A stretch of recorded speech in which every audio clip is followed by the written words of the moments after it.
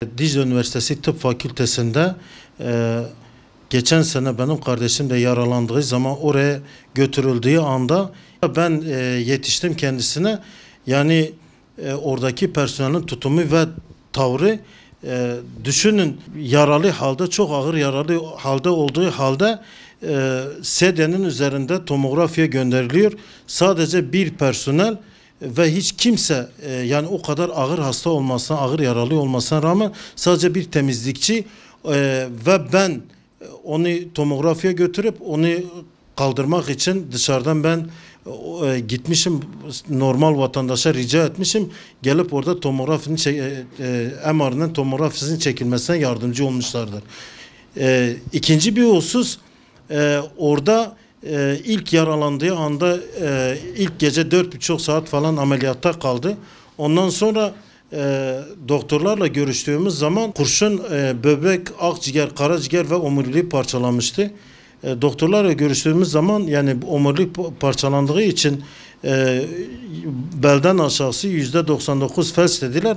Ama genel durumunun iyiye gittiğini, ondan sonra karaciğerinde, tıp dilinde karaciğer hasar gördüğü için karaciğere packing uygulandığını, doktorlar bunun başarılı bir şekilde geçtiğini ve ertesi günü bunu kanama durarsa açıp o sargı bezlerini çıkartıp ondan sonra normal servise alınacağını söylediler. Ben kendisiyle konuştum.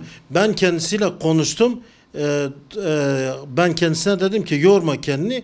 Yani kesinlikle biz onun vefat edeceğine dair zerre kadar içimizden, aklımızdan bir şey geçmedi. Durumu da iyiydi, bilinci açıktı, bizimle konuştu, bizi tanıdı. Fakat ben fazla kendisini yormamasını söyledim. İşte yani biz bu konuyu savcılığa da dile getirdik. Yani polise de dile getirdik, emniyette de dile getirdik. Ama maalesef hiçbir şekilde yani bu iddiaların üzerine gidilmedi, bu iddialar araştırılmadı. Yani kimse bize sahip çıkmadı. Kardeşim yaralı halde yoğun bakımdayken orada bizim güvenlikçi bir tane bizim köylü gece 11-12 gibi bizzat kendisi dedi ki benim tanıdıklarım var, ben içeri gidip bizzat kendisini bir göreyim, durumu hakkında bilgi alayım. Ve burada çok önemli bir ayrıntı var.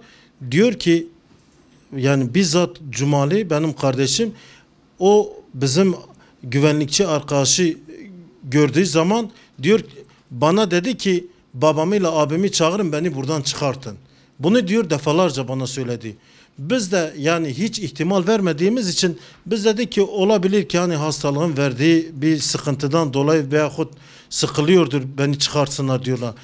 O olaydan sonra sabah saat 7 gibi yoğun bakımdan bize telefon geldi. Dediler kardeşinizin kalbi durmuş, biz şu anda kalp masajı yapıyoruz. Biz oraya gittiğimiz zaman oradakiler diyor ki gece 2'de durmuş, kalbi 3'te durmuş, 5'te durmuş. Ya madem benim kardeşimse, benim hastamsa, bu bütün olup bitenler olduğu zaman siz niye bize haber vermiyorsunuz? Niye işi sabaha bırakıyorsunuz? Yani kesinlikle biz orada ciddi ihmallerin olduğunu, müdahale edildiğini düşünüyoruz yani. Ciddi şüphelerimiz var. Biz o zaman da dile getirdik.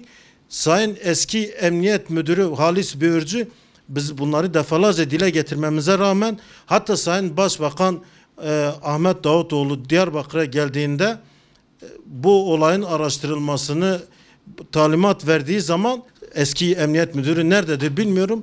Yani bu konuda açıkça adam bize söyledi ki yani siz resmen beni başbakana mı şikayet ettiniz? Ben istersem yani yine istediğimi yaparım. Derim ki bir şey bulmadık, delil yoktu, şuydu buydu. Ve gerçekten de adam söylediğini bir nebze olsun yaptı yani. Çünkü yani orada vurulduğu yerde hastane kamerası, mobese kamerası, İç merkezinin kamerası, karşı binaların bir sürü kamera kaydı olmasına rağmen 1,5 seneye yakındır hiçbir şekilde bir kamera görüntüsü ortaya yok. Gözaltına alınan yok.